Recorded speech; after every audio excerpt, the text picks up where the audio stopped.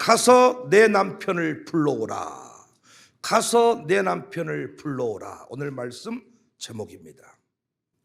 오늘 본문을 보시면 예수님이 상종하지 않아야 될 여인을 상대했습니다. 이 여인 만만치 않죠. 보통의 경우는 내가 너에게 생수를 준다 하면 감사합니다. 그리고 받아 먹으면 될 일인데 이 여인은 다릅니다. 삐뚤어진 마음으로 예수님께 따지듯 묻습니다. 11절 여자가 이르되 주여 물기를 그릇도 없고 이 물은 깊은데 어디서 당신이 그 생수를 얻겠사옵나이까. 우리 조상 야곱이 이 우물을 우리에게 주셨고 또 여기서 자기와 자기 아들들과 짐승이 다 마셨는데 당신이 야곱보다 더 큽니까? 어디 한번 붙어보자는 식이지요. 하지만 우리 예수님은 밀리지 않습니다. 4절 사마리아를 통과하여야 하겠는지라. 유대인이라면 가지 않는 길 예수님은 스스로 가시겠다 했습니다. 의도를 가지고 접근한 예수님에게 여인의 마음이 열리기 시작합니다. 흔들리지 않았지요. 따져 묻듯이 달려들었지만은 우리 예수님은 여전히 그 여인에게 말씀했습니다. 결국 여인의 마음이 동하기 시작했습니다. 15절 여자가 이르되 주여 그런 물을 내게 주사 목마르지도 않고 또 여기 물기르러 오지도 않게 하옵소서. 엄청난 변화죠. 그런데 우리 예수님이 참 속이 없으셔. 예수님이 참 이 말은 좀 안 했으면 좋았겠는데 예수님이 어떻게 이렇게 참 지혜가 없으셔. 16절 이르시되 가서 내 남편을 불러와라. 다른 소리는 다 해도 이 소리는 하지 않아야 돼. 담임 목사님 신방 가서 저 말을 하면 안 돼. 그런데 내 남편을 불러오라. 남편 어디 갔어요? 남편이 없어요? 이때 여인이 대답합니다. 17절 여자가 대답하여 이르되 나는 남편이 없나이다. 충격. 분위기 싸.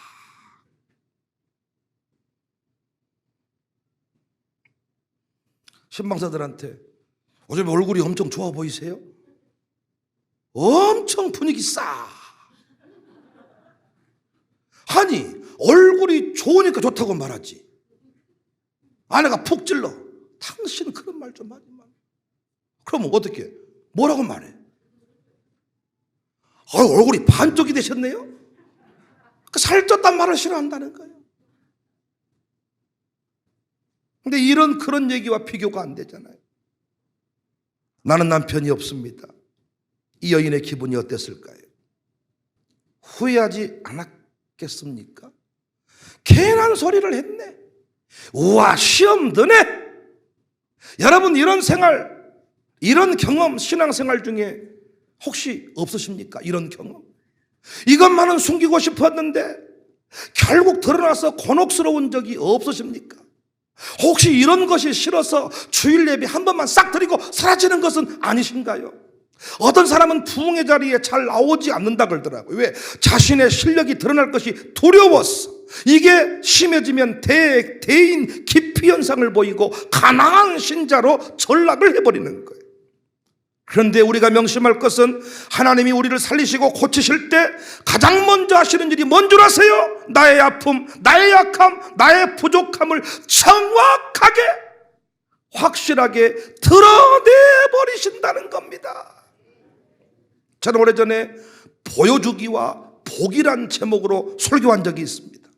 사람의 일상은 보여주기와 보기로 구성이 되어 있다.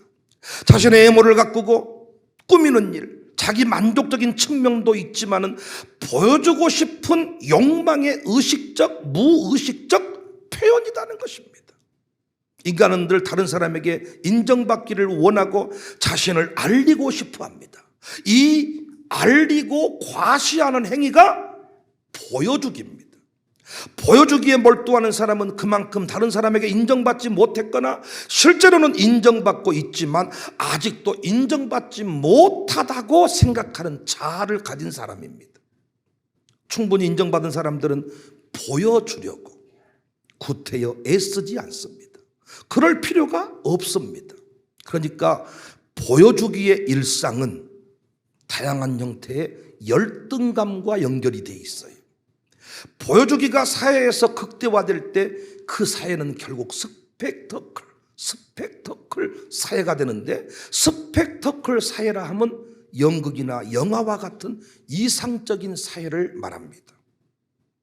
그런데 실제로는 행복하지 않는 사회입니다. 현실을 뒤로 미루고 가짜 이미지로 대체하며 살아가는 거예요. 그러니까 정신적으로 문화적으로 가난한 사회일수록 보여주기 현상에 몰두합니다. 그런데 분명히 알아야 될 것은 보여주기는 소비하는 행위야. 보기는 저축하는 행위예요. 보여주기는 말 그대로 자신을 밖으로 내어놓는 행위입니다.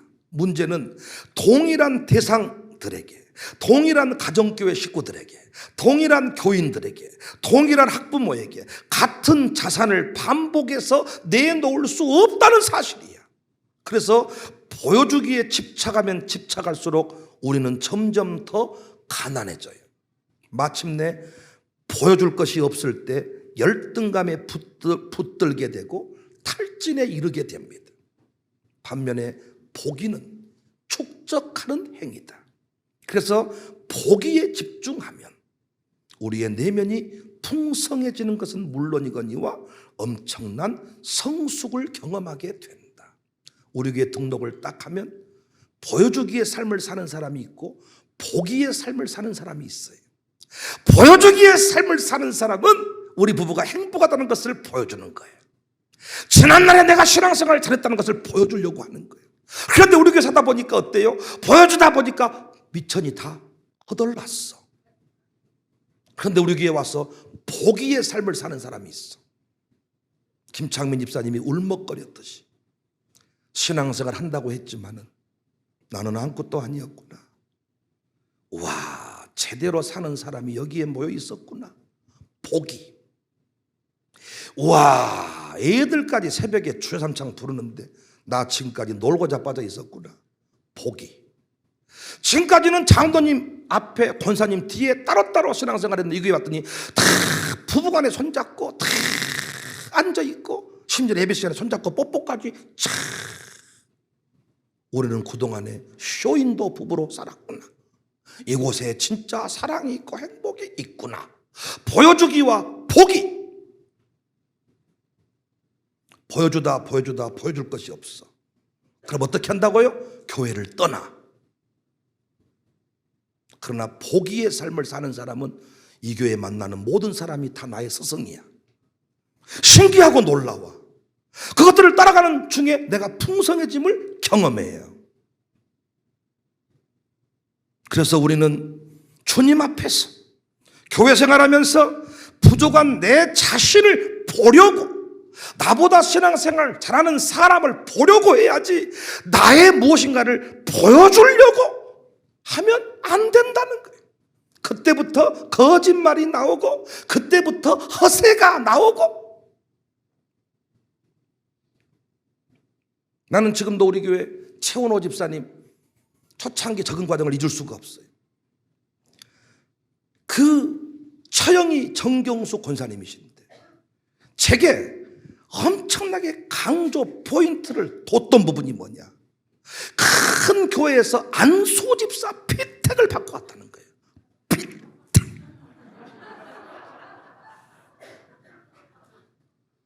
그래서 우리 교회에 와서 이 최원호가 새벽 예배를 나오기 시작했어. 나는 안수 집사 피택이니까 새벽 기도는 일상이 된 줄 알았지. 그런데 어느 날 새벽 기도 왔는데 잠바를 입고 왔더라고. 그래서 내가 안수 집사가 왜 잠바 입고 왔어요? 똑바로 옷 입고 오세요. 이랬어. 그런데 집에 가서 최은호가 자기 부인한텐가 뭐 처형한텐가 궁시렁궁시렁 대면서 새벽에 나와준 것을 감사해야지, 잠바 입고 나와준 것도 감사해야지, 뭐 이랬다는 거야. 그러면서 한 번은 정경숙 권사 나보고 이러는 거야. 목사님은 왜 이렇게 최은호 축복을 좀 해주시면 안 되고 칭찬을 해주시면 안 됩니까? 왜 그 새벽에 나와준 것도 대단한데 이렇게 잠바 입고 나왔다고 혼내셔가지고 좀 상처받았나 봐요, 이러더라고. 근데 내가 이렇게 말했지. 당신이 나에게 안수 집사 피택 이걸 강조 안 했으면 잠바 입고 나오든 팬티 입고 나오든 나는 무조건 칭찬해줘. 그래요, 안 그래요? 새벽 기도를 드릴 줄 모르는 사람이 새벽 기도를 나오기 시작했으니까 정신없죠 지금. 양복 입은 줄 알았더니 파자마 입고 와버리고 머리에 붕 뜨고 지금 정신이 하나도 없는 상태에서 새벽에 나와준 거 나는 무조건 축복해 주지요. 우와, 우리 천호 새벽에 나왔습니다. 박수로 축복. 나보고 뭐라고 말했냐? 피택. 그래서 나는 어떻게? 안수집사급의 대우를 해준 거야. 우리 교회보다 엄청 큰 역사와 전통인 대형 교회에서 피택 받고 왔으니까 우리 교회 같이 작은 교회는 당연히 그분들을 높이 평가해 줘야 될 거 아니야. 그 나중에 목사님 그게 아니고요. 안수 피택은 받았는데 이게 그 장모님 어떤 그 백으로 좀 받고 이렇게 어떻게 해가지고 어떻게 이렇게 그 이름이 올라간 정도란게요.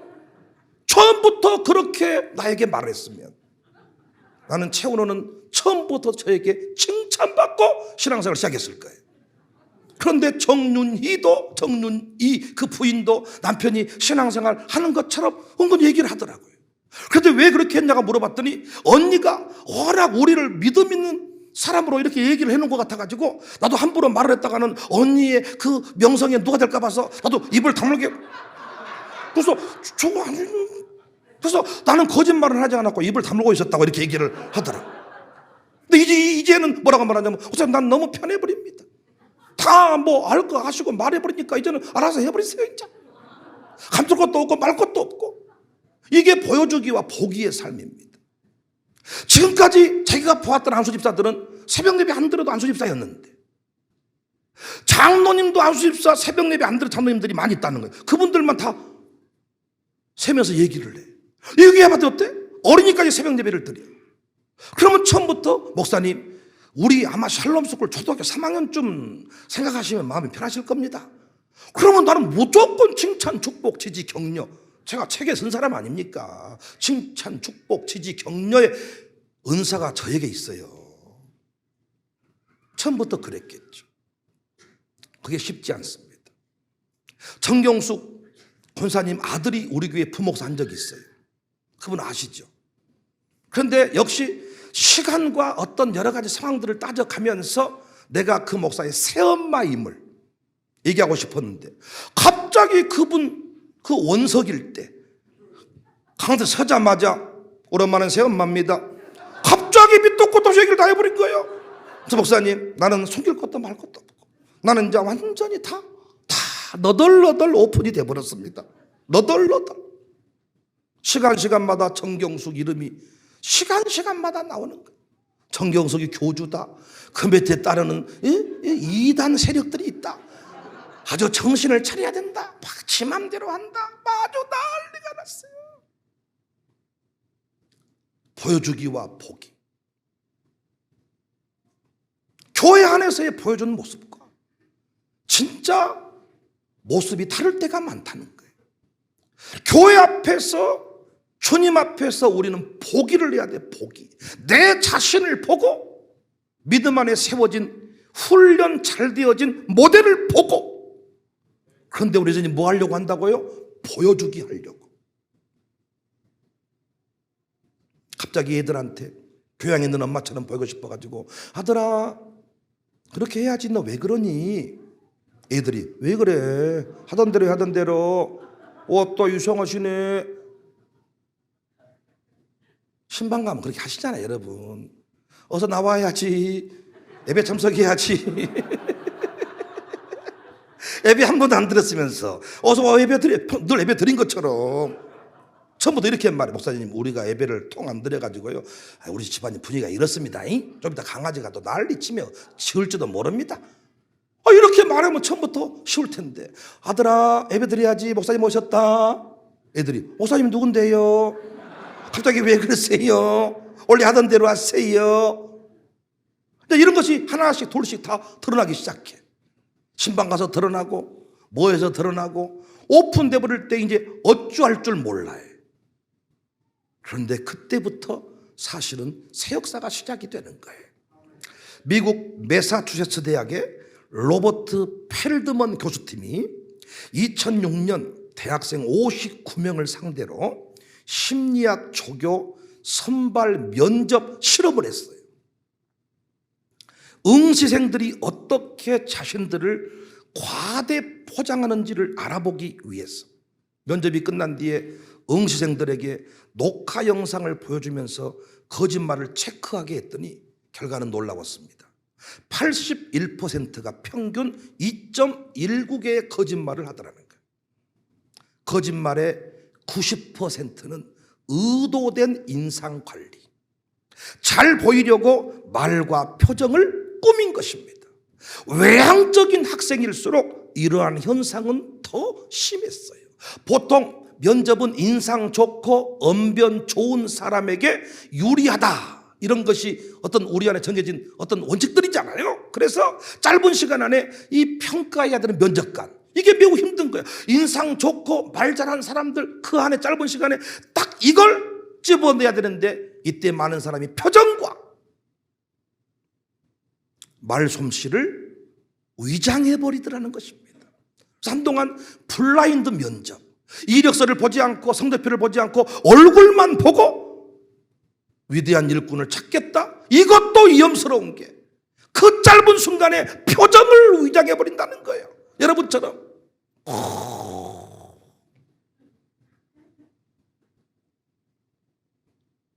막 졸았으면서 그리고 끝나고 나서 목사님 요즘 말씀이 참 깊어지셔 버려라. 무엇을 듣고 깊어졌어? 와. 그래서 한 기업체 임원의 말을 들어보니까 취업 경쟁이 치열하다 보니 얼굴을 성형하듯 표정 성형을 해버린다는 거예요. 말과 표정, 아이 컨택트까지 학원에서 가르친 대로 연기를 합니다. 노련한 면접관이 아니면 연기인지 아닌지 구별하기가 어렵습니다. 교회 안에서 연기해버린 사람이 엄청나게 많습니다. 그래서 블라인드 면접장도 연기력 테스트의 장이 될 수 있다. 왜 우리 예수님은 어렵게 마음을 열고 그런 물이 있으면 내게도 주세요, 이렇게 말했던 그 여인에게 꼭 그렇게 할 수밖에 없었는가? 내 남편을 불러와라. 참 목사님은 그렇게 참 그 부분을 그렇게 참 그렇게 신방사들이 그렇게 말할 수 있잖아. 목사님 아내가 받아보고 말하면 안 되지. 왜 얼굴 좋다는 얘기를 해? 그것만 안 되지. 왜 예수님께서 마음을 연 그 여인에게 바로 메스를 대버린지 아시겠냐고요. 치료하기 위해서입니다. 여인의 근본 문제가 뭐예요? 남편이 여러 명 있는 게 문제야. 그 깊은 상처를 꿰매고 어루만지기 위해서 매우 무례해 보이지만은 예수님은 직접 그 과정으로 본론으로 들어가신 거예요. 이 과정 없이 회복된 적은 없습니다. 그래서 옛날 풍사 목사님들은 기도받으러 온 사람들 조용히 속닥속닥 기도해 준 게 아니고 머리통을 세리면서 미친놈 새끼, 썩을 놈의 새끼, 부인이 3명이가만 이 새끼 팍 때려버리고, 술 먹고 놓고만 담배 끊어 이놈의 새끼 막 공개적으로 막 11일줄 도둑질했구만, 이런 도둑놈의 새끼 막 머리통을 때려버린 거야. 막 죄악된 삶의 그 자리에서 책망해버린 거죠. 그런데 지금 그런 식으로 하지 않습니다. 예서 상대방의 인격을 존중합니다. 상대방이 문을 열기 전까지 기다리고 또 기다립니다. 그 결과 수십 년을 교회 다니고 신앙생활하는데 상처를 그대로 간직한 채 살아갑니다. 갈수록 위장하고 포장하는 일에 익숙해집니다. 여러분의 포장의 증거는 무엇냐? 여러분 가족이 이 자리에 오지 않는 것, 그것이 포장의 증거일 수 있습니다. 가족은 포장이 안 통해요. 농약친 상초를 다른 사람은 사 먹을 수 있어도 여러분 집안 식구는 절대 그 상초를 먹지 않아. 여러분이 이 교회에서 위장 포장 했다면 여러분 가족은 절대 여러분 자리에 나오지 않아. 예수님 당시 수많은 사람이 예수님을 통해서 회복되고 변화되었어요. 하지만 끝까지 변화되지 않은 자들이 있었어요. 그들의 이름이 바리새인과 서기관이었습니다. 예수님은 그들에게 말씀했어요. 마태복음 23장 27절. 화 있을진저 외식하는 서기관들과 바리새인들이여 회칠한 무덤 같으니 겉으로는 아름답게 보이지만은 그 안에는 죽은 사람의 뼈와 모든 더러운 것이 가득하도다. 누군가의 몸에 더러운 것이 있고 죽은 사람의 뼈가 있다면 빼내야 되지 않습니까?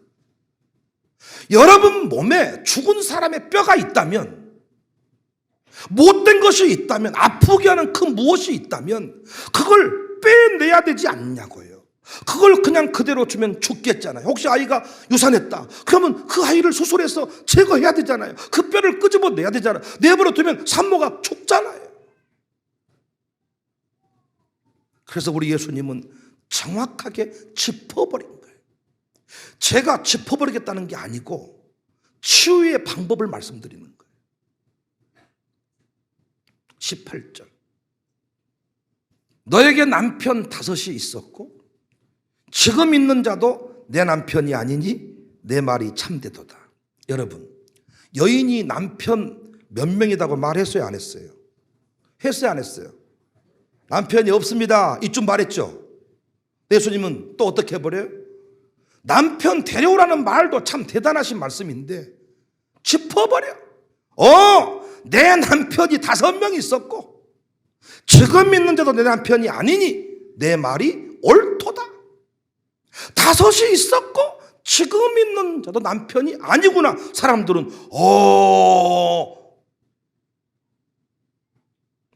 우리는 재혼 사실까지 나이 차이까지도 숨기려고 하는데 이거 엄청난 일입니다. 아마 이 여인 오늘날로 치면 가정교회까지 들어가고 별짓을 다 해도 이것만은 숨기고 싶었어.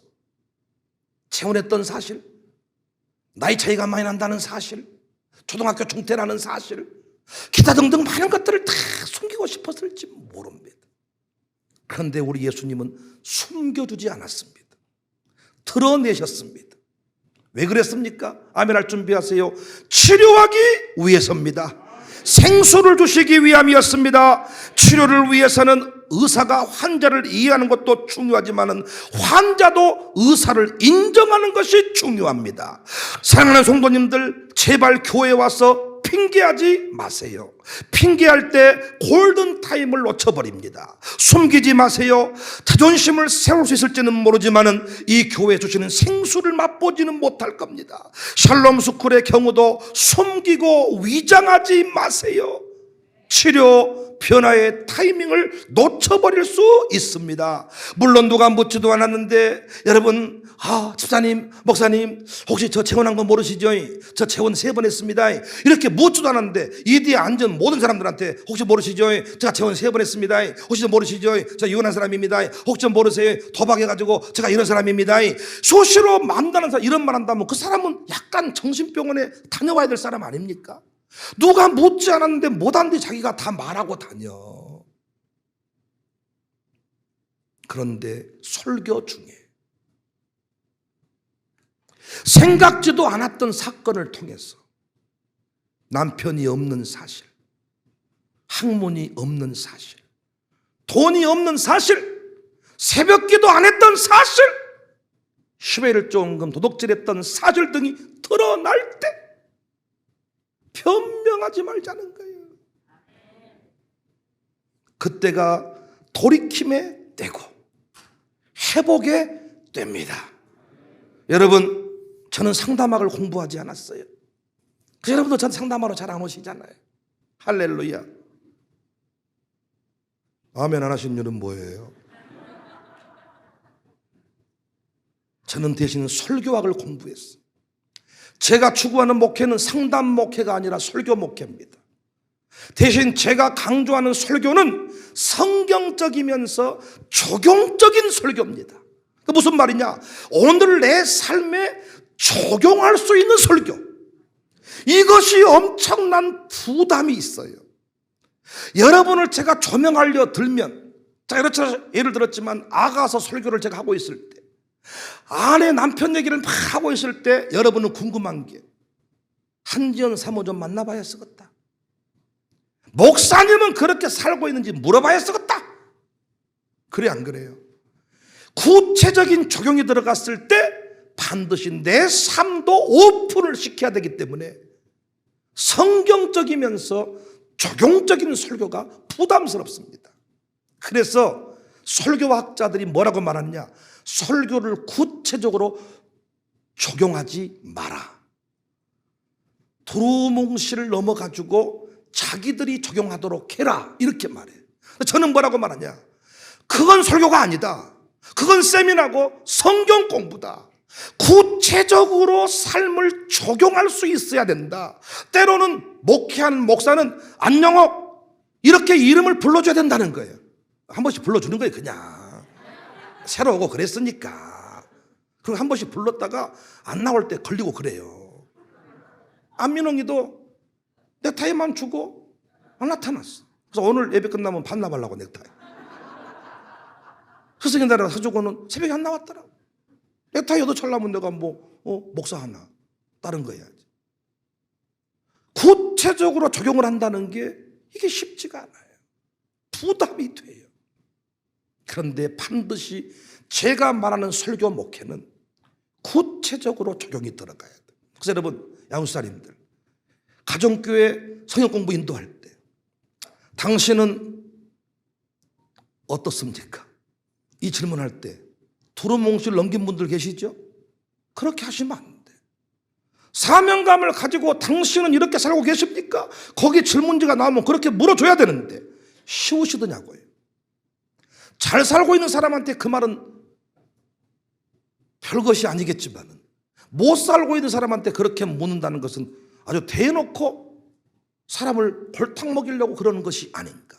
오해할 수 있잖아. 물론 지혜롭게 넘어갈 수 있는 거 있습니다. 그런데 그날따라 성령님이 강력하게 역사해가지고 당신한테 물어야만 되겠다 하는 사람 있잖아요.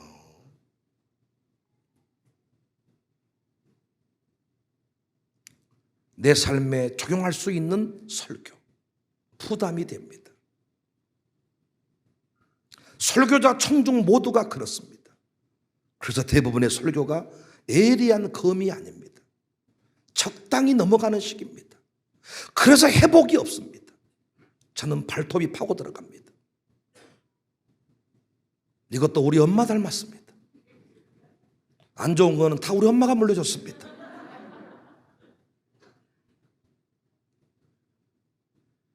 그래서 병원 가서 마취하고 발톱을 자릅니다.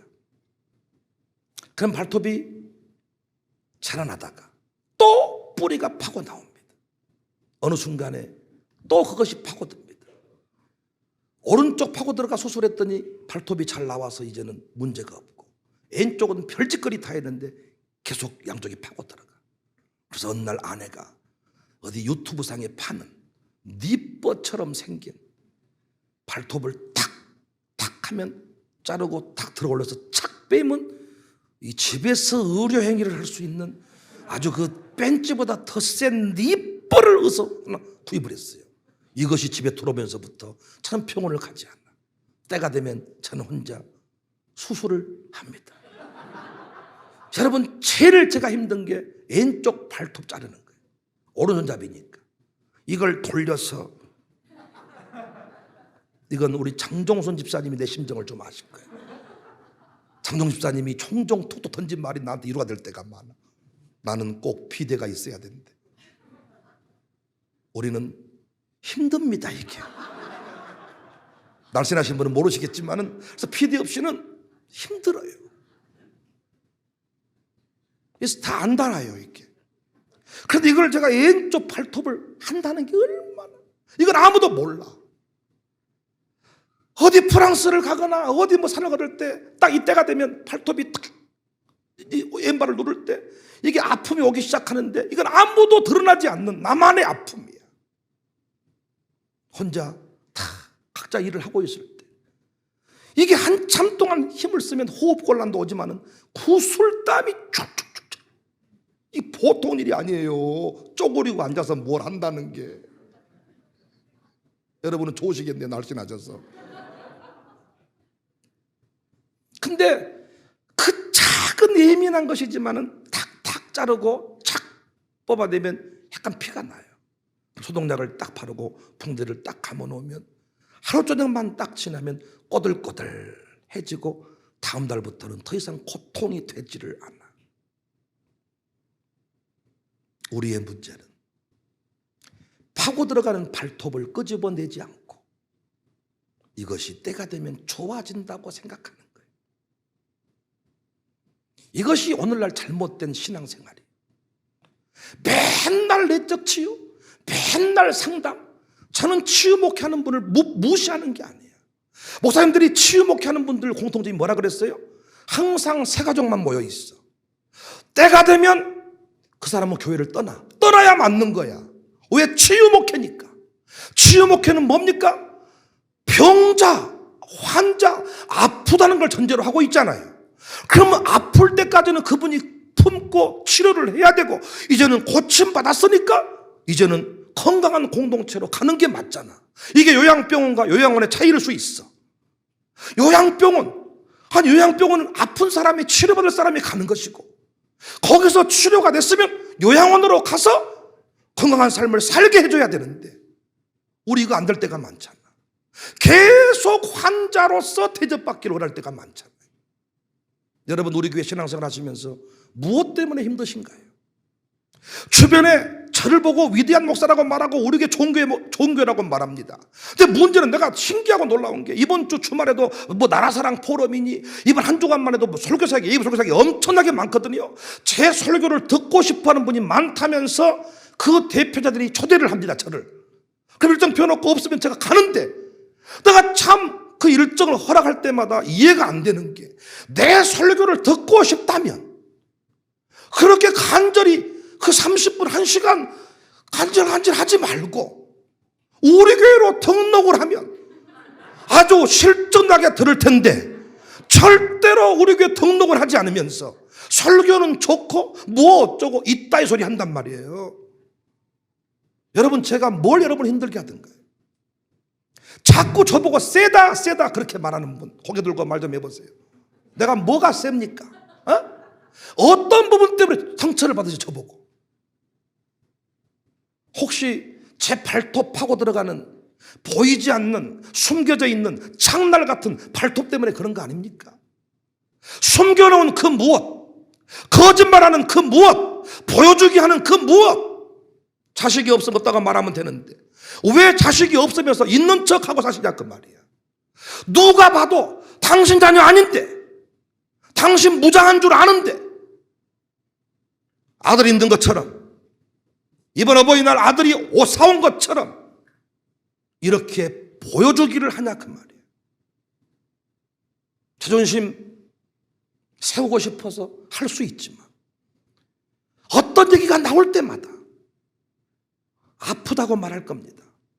목사님은 참 아프게 아니, 어떤 설교자가 성도 아프게 하려고 설교하겠습니까? 나는 이번에도 그 바쁜 시간 권사님들 모시고 가서 기쁨죠. 노래 부른다 그러면 내가 노래방 번호 눌러준 사람이야. 그런데 제 설교에 자꾸 아프고 찔리고 부담이 되고 부드러운 사람이 좋대. 나도 마찬가지야. 그것은. 그런 소리는 피차가리 하지 말자 그랬잖아요. 목사님하고는 안 맞아. 나도 그런 말 하려면 할 말이 많아. 피차가리 로또요. 안 맞잖아, 피차가리. 그런 소리 하지 마라. 당신 남편도 못 맞춰줘. 당신 부인도 못 채워주고. 아프게 하려고 설교하는 거 아니죠. 이름 부르고 싶어서 써가지고 왔죠. 어떨 때는 써오지도 않았어. 그런데 이름이 튀어나올 때가 많아. 드러나버려. 요하스쿨도 보니까 숨긴 게 많다는 거예요. 숨겼다는 거예요. 근데 살다 보니까 뭐가 퍽 드러난다는 거예요. 그때 고백을 하더라는 거예요. 집에서 이랬습니다. 저랬습니다.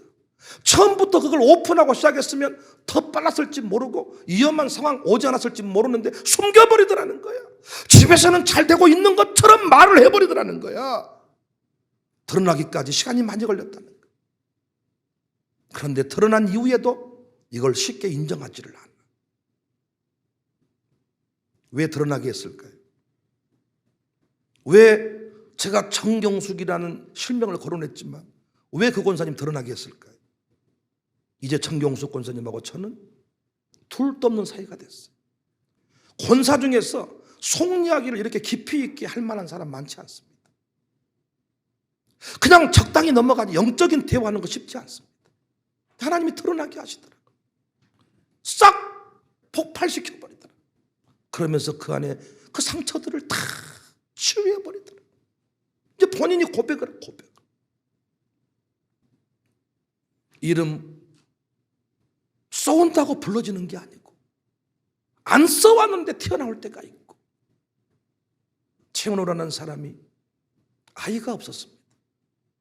지금까지는 그래서 아이 얘기 나올 법한 자리에는 가지를 않았다는 거예요. 그런데 이곳에 와서 아이의 문제가 아니고 부부의 문제임을 깨달은 뒤부터 본인이 고백을 하는 거예요. 관 속에 들어가 있는 인생을 끄집어 내어주셨습니다. 이영호 집사 가정교회를 갔는데 누구도 쉽게 그런 말 안 해. 다 느끼고 있지만 최원호 정륜이 이상하잖아. 처음에 이상했잖아. 근데 누구도 말 못해. 당신은 사랑받게 태어나신 분이에요. 멋지세요. 예쁘세요. 근데 속으로는 진짜 이상하다. 저 송줄이 이상하네. 아무도 말 못하는데 이영호가 말해버렸다는 거예요. 진짜 이상하네 사람이. 당신이 더 이상하네. 그러니까 그랬다는 정륜이가. 내가 이상해? 진짜 이상해? 뭐가 이상해? 완전히 이상해. 거기서부터 진짜 이상한 나를 보게 됐다. 그 뒤부터 본인이 고백해. 무덤 속에 갇혀있지 않고 자유한 인생이 되었다는 거야. 자유한 인생이. 이제는 아이 있고 없고의 문제가 아니고 부부가 행복하니까 어린이날 되어도 어버이날 되어도 두렵지 않다는 거야. 자기 가정교회 식구들이 애 뽕뽕 낳아도 축복이 그냥 나온다는 거야. 축복이. 소가지가 없이 양육사가 애가 없으면 같이 애를 안 낳아야지. 같이 애를 낳고 말이요. 그래 놓고 양육사를 사랑한다 그랬었고 말이야. 그래도 사랑이 된다는 거야. 하나님이 왜 드러나게 했을까? 하나님이 왜 폭발시켰을까? 왜 폭로시켜버렸을까? 새벽 예배에 수많은 사람이 안 나오니까 그냥 나온지 안 나온지 몰라. 요즘에는 놓치는 사람들이 많다니까요. 옛날에는 딱 보면 답이 나와. 요즘에는 놓치는 사람이 많아. 그런데 나온 줄 알았는데 어떻게 하다 보니까 안 나왔다는 거야. 우연찮게 이름이 나왔는데 그 사람이 없어. 왜 드러나게 했을까? 창피 주려고 드러난 게 아니야. 직원들도요, 실수가 드러난 적이 있어. 실수를 다 숨겨버리고 서로 숨겨주는데 드러나버린 적이 있어. 왜 드러나게 했을까? 당신 안 잘리게 하려고 드러나게 한 거예요. 발견되었다는 것은 치료를 전제로 하는 거죠. 질병의 문제는 뭐예요? 발견이 안 되었다는 거예요. 어제도 어떤 분 전화 왔는데 췌장암 4기 판정받았다. 병원 갔는데 안 드러났는데 어떻게 하다 보니까 거기 암이 있더라는 거예요.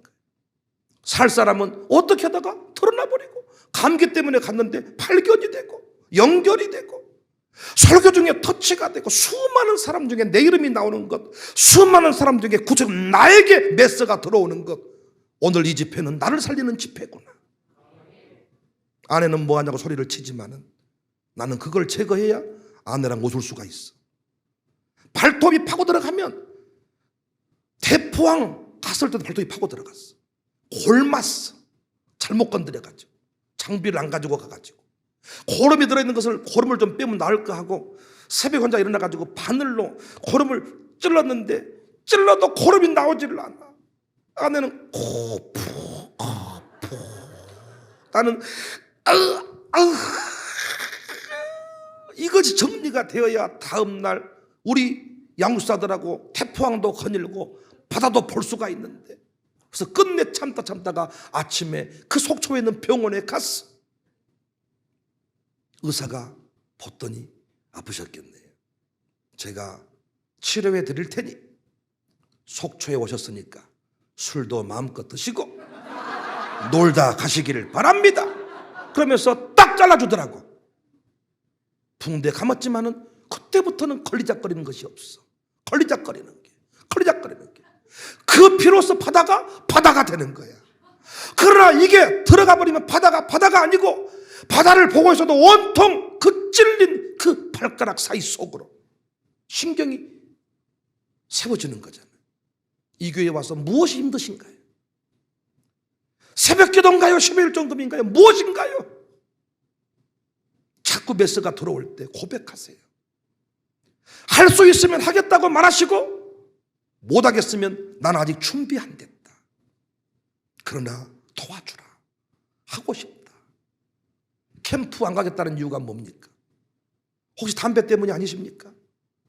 나는 담배를 일어나자마자 물고 잠잘 때도 물어야 되는데 캠프 가면 그것 때문에 못 가겠다고 하시는 거 아닙니까? 그런데 핑계는 그렇게 말씀 안 하시잖아. 그 얘기하시면 되잖아.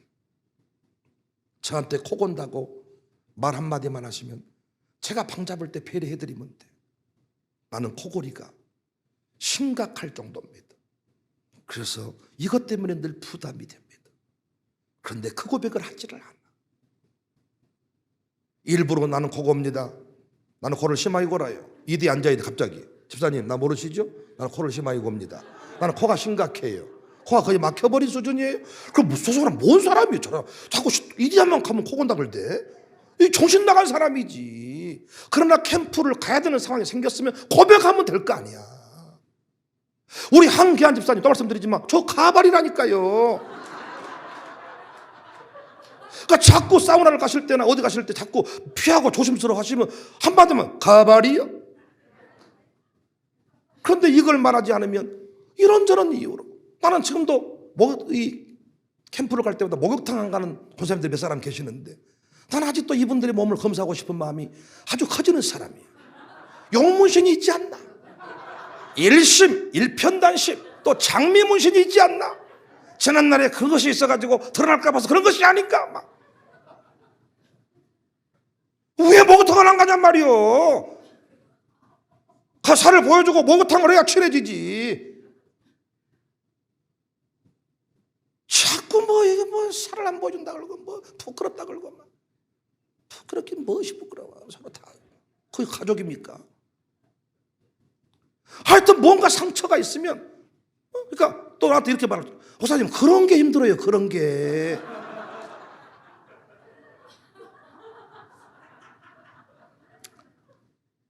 그런데 여러분 한 번 오픈이 어렵지 이게 오픈하고 나면 편하잖아요. 오늘 새벽에도 설교했습니다. 적응해야 꿈을 이룰 수 있다. 그러면 청사교회 살아보니까 분위기가 먹는 분위기고 여차하면 목욕탕을 가고 캠프를 떠나고 그럼 빨리 요건부터 만들어야 쓰겠다. 뭔가 일정을 조정을 해야겠다. 적응하는 법을 여러분과 제가 배워가야지. 목사 죽기를 위해 기도하면 안 된다는 거예요. 목욕탕 가기 싫은 사람 다른 목욕탕을 데리고 가는 나를 죽이고 싶겠잖아요. 안 죽어요 제가. 비타민 요즘에 3알씩 먹거든요. 2알 먹다가 늘렸어.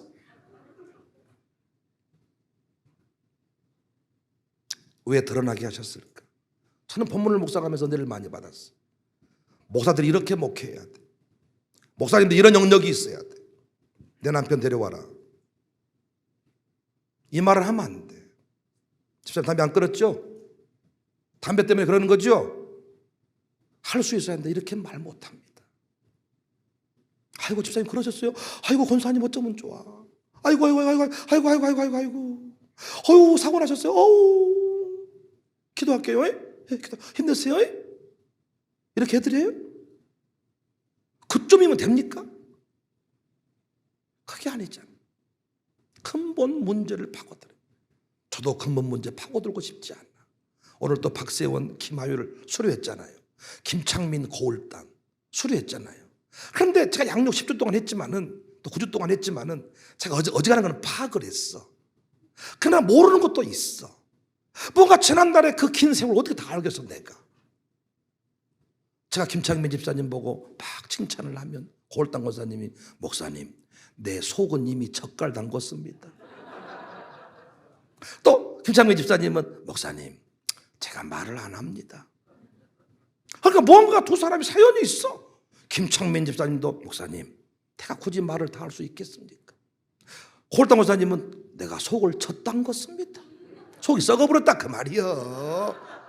그럼 나도 그 말을 듣고 싶죠. 왜? 썩어버린 그 지난날의 세월을 들으면 왜 또 누구 편을 들어야 돼 제가. 그런데 하나님은 때가 되면 알게 하시더라. 가슴에 눈물을 알게 하시고, 품게 하시고, 보게 하시고, 듣게 하시고. 저 수사반장 아닙니다. 저 여러분 골탕 먹이려고 목회하는 거 아닙니다. 자존감을 세워드리고 싶습니다. 지켜드리고 싶습니다. 그런데 하나님이 말씀 속에서 영적인 여러 가지 일들 가운데 드러나게 하실 때가 있습니다. 그때 우리 모두 숨기지 말고 주님 앞에 내 모습 그대로, 주님 받으시옵소서. 예, 내 인생 그런 인생이었습니다.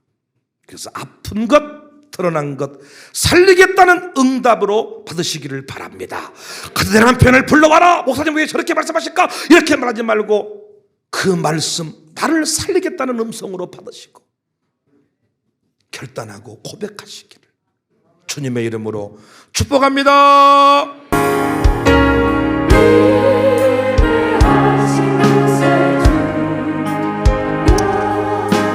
내가 피오니 죄인오라 하시네. 날 부를 한 번 더 인내하신 곳에요. 인내하신 곳에 초명자 모두 듣게 하세요. 내가 피오니 죄인오라 하시네. 날 부르 주님 앞에 진실되게 주여 주여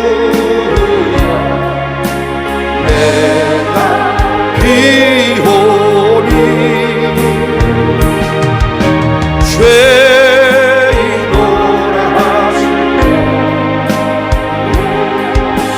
날 부르소 자비하시고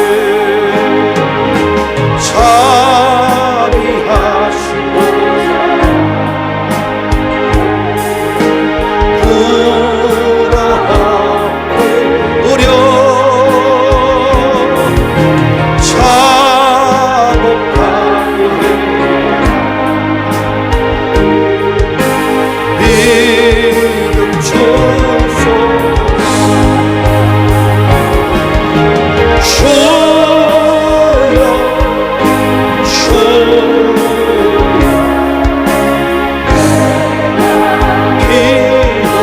기도니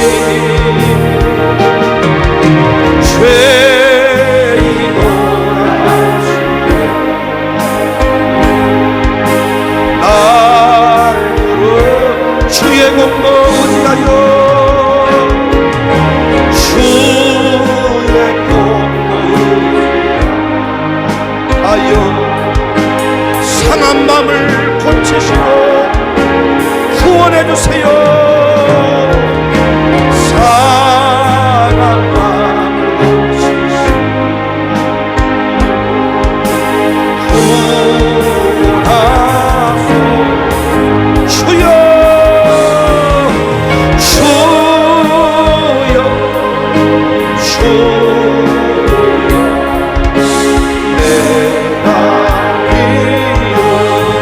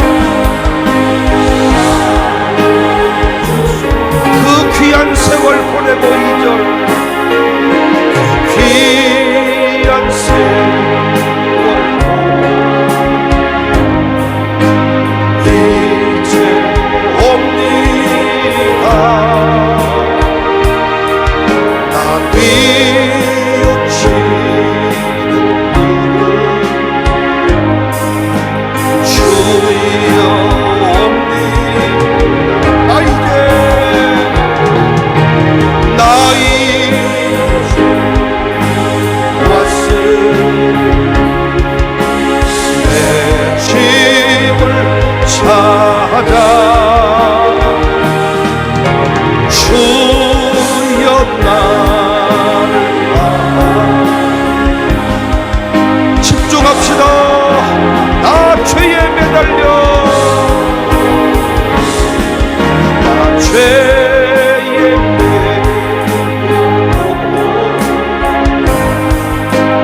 이제 옵니다. 크신 사랑과 주여 옵니다.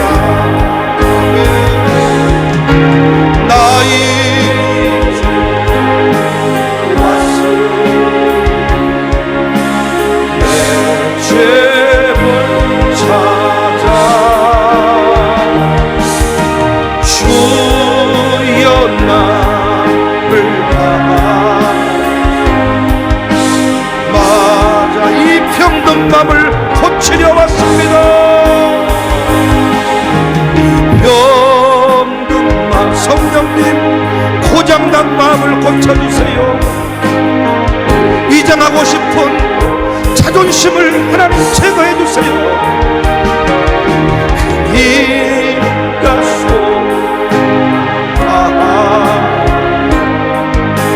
주여 옵니 주님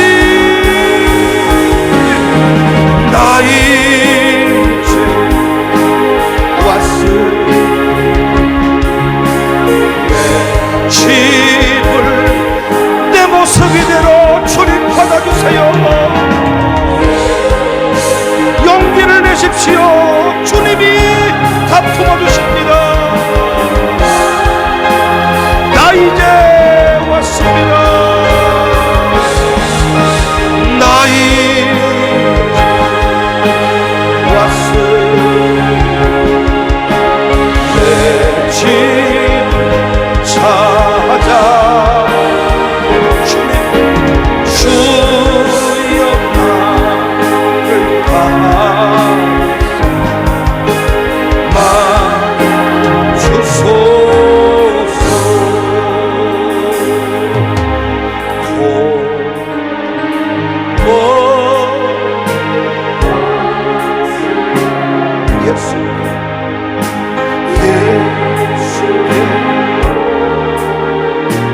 나 자유와 기쁨 주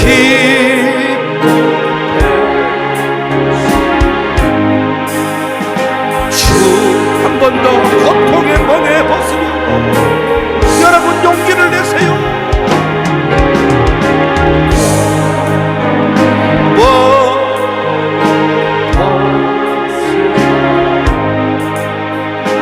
예, 우리 주님의 가슴은 넓습니다. 우리 주님이 여러분을 치료하기를 원하십니다.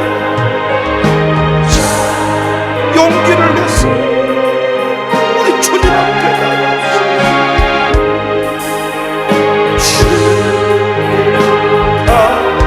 병든 내 몸이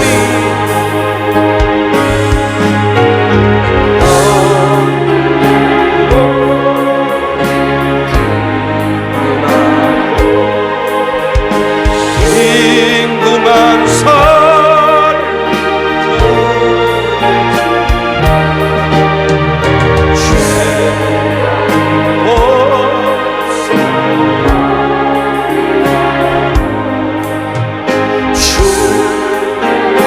남태와 실망당하고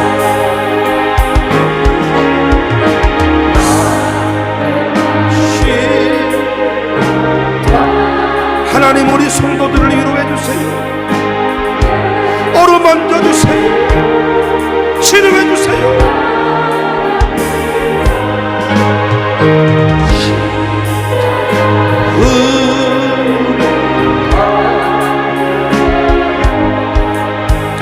주께로 가 슬프던 마음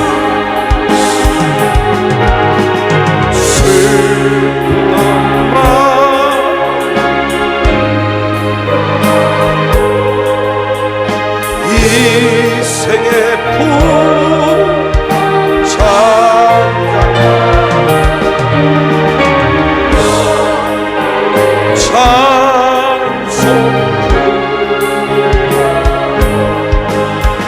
두 손을 가슴에 모으고 교만한 마음을 내버리고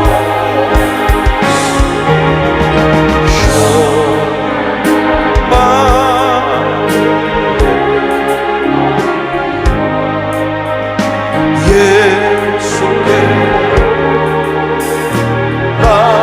나갑니다. 더 대신 말씀다 주께로 갑니다.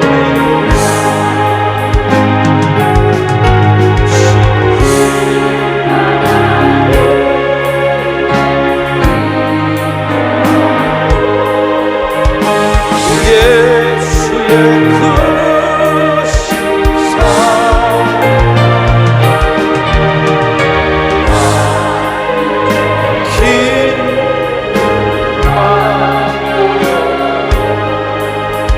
주께로 갑니다.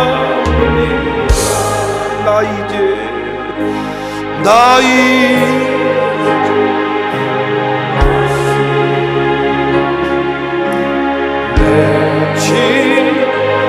광주 청사교회가 여러분의 안식처입니다.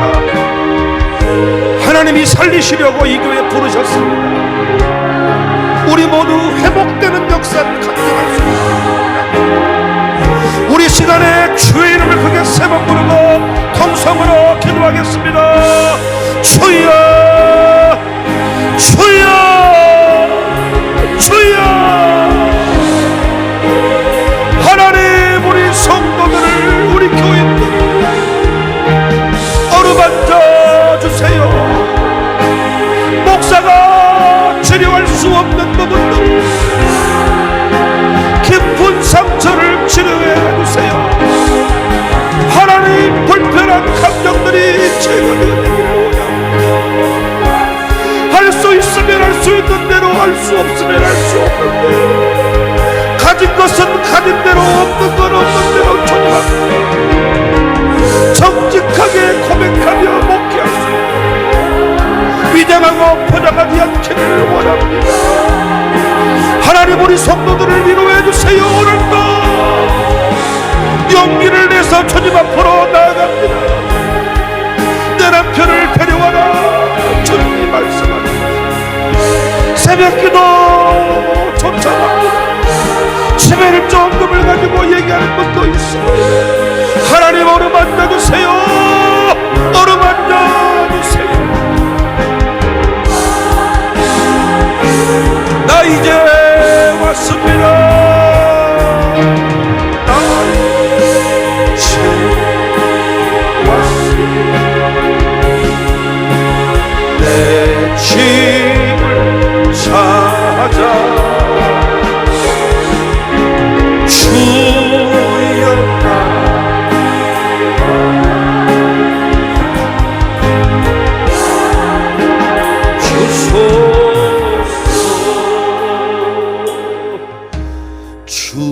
죽음의 길 벗어 예수께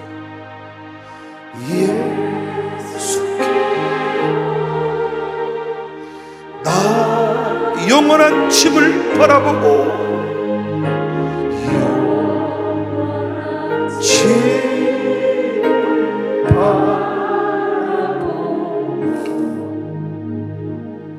우리 한 번 더 고백합시다. 죽음의 길을 벗어나서 죽음의 길 벗어나서 예수님께로 하나님이 우리를 부르십니다. 나갑니다. 영원한 집을 바라보고 집을 바라보고 주께로 가. 멸망의 폭우 멸망의 폭우에